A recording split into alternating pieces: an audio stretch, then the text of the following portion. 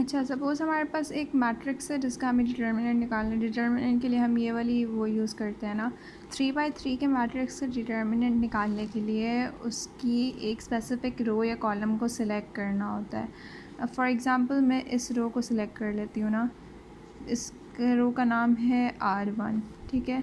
तो इसके नीचे लिखते हैं एक्सपैंड बाय R1। इसको करना इस तरह होता है कि सबसे पहले इसका पहला एलिमेंट लिखते हैं, वो 1 है। उसके बाद अब ये जो फर्स्ट एलिमेंट है इसकी पोजीशन है फर्स्ट रो और फर्स्ट कॉलम, ठीक है। तो इसकी पूरी रो भी कैंसिल कर देते हैं, इसका पूरा कॉलम भी कैंसिल कर देते हैं, जो बाकी एलिमेंट्स बचते हैं ना वो लिखते हैं।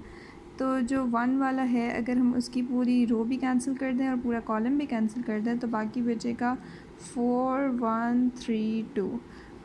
पहला पॉजिटिव होता है, दूसरे पे नेगेटिव लगता है। दूसरा है हमारे पास R1 का एलिमेंट 2, तो पहले 2 लिखते हैं। उसके बाद इसकी पूरी रो भी कैंसिल और मतलब इग्नोर कर देते हैं, इसका पूरा कॉलम भी इग्नोर कर देते हैं। बाकी बचते हैं 0 1 9 2, 0 1 9 2। पहली वैल्यू प्लस की, सेकंड माइनस की और थर्ड फिर से प्लस की होती है। थर्ड टर्म है R1 की 3, तो 3 लिखते हैं और उसके बाद इस वैल्यू की पूरी रो और पूरा कॉलम इग्नोर करके बाकी एलिमेंट्स कंसिडर करते हैं। 0 4 9 3, 0 4 9 3।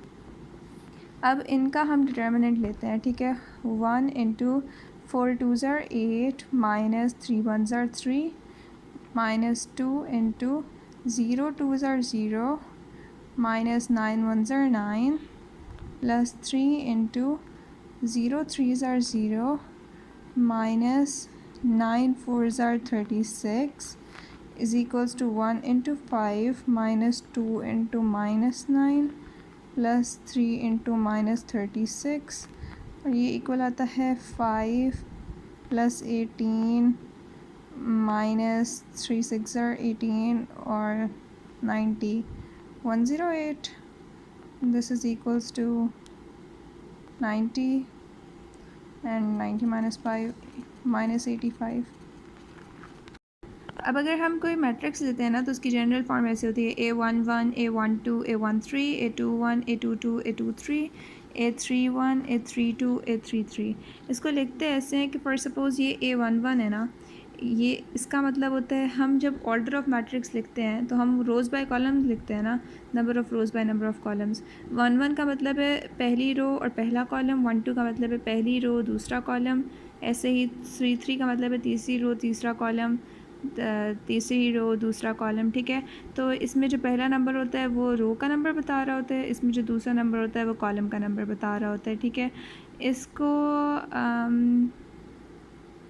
खैर अब इसके अंदर ना जो हमने फ़ाइंड किया था डिटर्मिनेंट, वो अगर हम टर्म्स इंट्रोड्यूस करवाए बगैर फ़ाइंड करें तो सिर्फ इतना सही होता है, ठीक है। अब इसके अंदर एक चीज़ होती है माइनर, एक चीज़ होती है माइनर, एक चीज़ होती है कोफैक्टर। वैसे अगर अलग से पूछ लें तो फिर ये जानने की ज़रूरत है, वरना मैंने जितना बताया था उतना काफ़ी है। अब हमें हम एक्सपैंड कर रहे हैं for suppose by row 1। Normally row 1 use करते हैं अगर, लेकिन वैसे अगर किसी रो में रो या कॉलम में ज़ीरोज़ ज़्यादा होना तो हम उसको प्रेफर करते हैं। अब फॉर सपोज़ अगर हम करते हैं एक्सपैंड बाय रो 1, तो उसके अंदर A11 को सपोज़ हम ले लेते हैं। इसका माइनर जो होता है वो होता है, अब जैसे मैंने आपको कहा था कि अगर ये वाला एलिमेंट है, इस एलिमेंट की पूरी रो को पूरे कॉलम को इग्नोर करके बाकी नंबर्स लिखने होते हैं। A11 की पूरी रो को और पूरे कॉलम को इग्नोर करके हमारे पास बचता है A22 A23 A32 A33। इसको हम कहते हैं माइनर, ठीक है। उसके बाद एक टर्म होती है कोफैक्टर, उसको इस तरह निकालते हैं कि फॉर सपोज़ ये है कोफैक्टर ऑफ A11। उसमें हम सबसे पहले -1 की पावर लेते हैं, उसमें इन दोनों नंबर्स को ऐड करते हैं जो यहाँ पे गिवन होते हैं। -1 की पावर 1 + 1 और इसके अंदर ये माइनर भी लिखते हैं A22 A23 A32 A33। -1 की पावर 1 + 1 होती है 2 और नेगेटिव नंबर की पॉजिटिव पावर से वो नेगेटिव नंबर पॉजिटिव हो जाता है, मतलब -1 इंटू -1 होता है +1 into A22 A23 A32 A33। अब अगर हम इसकी कोई एग्ज़ाम्पल चेक कर लें तो अगर हम सपोज़ करें हमारे पास एक मैट्रिक्स है 1 0 3 0 4 1 2 0 1, तो अगर हम इसमें सपोज़ कर लें कि हम एक्सपैंड बाय C1 कर रहे हैं, एक्सपैंड बाय C1, तो हमें कॉलम नंबर 1 के एलिमेंट्स लेने हैं। ये इसके अंदर पहला एलिमेंट है ये अच्छा, जो कोफैक्टर होता है ना, बेसिकली माइनर को रिप्रेजेंट करते हैं हम कैपिटल M से, कोफैक्टर को रिप्रेजेंट करते हैं हम कैपिटल A से, ठीक है। और कोफैक्टर और माइनर इसको कोफैक्टर को और इस एक्चुअल नंबर को मल्टीप्लाई करके हमारे पास डिटर्मिनेंट आ जाता है। बेसिकली इसमें भी हमने किया ऐसे ही था। यहाँ पे पॉजिटिव होने का मतलब ये था कि -1 की पावर 1 + 1 थी, तो because this is getting complex. Anyways यहाँ पे भी हमने नंबर को उसके इससे, इस चीज़ को माइनर कहते हैं, इससे मल्टीप्लाई किया था। इसी तरह इसको लिखते ऐसे हैं A11 मतलब कि एलिमेंट इटसेल्फ, जैसे ये पहला एलिमेंट है, और कैपिटल A11 मतलब कि जो हम इसको इग्नोर करके डिटर्मिनेंट लिखते हैं वो। अब अगर हम C1 से एक्सपैंड करते हैं तो हमें सबसे पहले लिखना होता है ये नंबर 1 मल्टीप्लाइड बाय, इसके अंदर हमें लिखना होता है इसका कोफैक्टर। कोफैक्टर के अंदर आती है -1 की पावर, इसकी पोजीशन है फर्स्ट रो फर्स्ट कॉलम 1 + 1, और इसके अंदर आता है determinant of ignore its row ignore its column 4 1 0 1 4 1 0 1, ठीक है।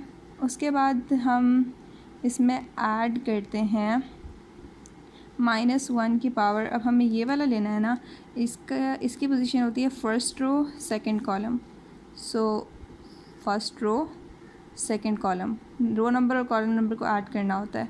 उसके बाद इस एलिमेंट की पूरी रो को भी इग्नोर करो, पूरे कॉलम को भी इग्नोर करो, and we are left with 0 3 0 1, determinant of 0 3 0 1। और इसमें हमें ऐड करना होता है -1 की पावर। अब हम अगर ये एलिमेंट लें तो इसकी पोजीशन है थर्ड रो फर्स्ट कॉलम, तो first row third column, third row first column 3 + 1 आता है, थर्ड रो फर्स्ट कॉलम।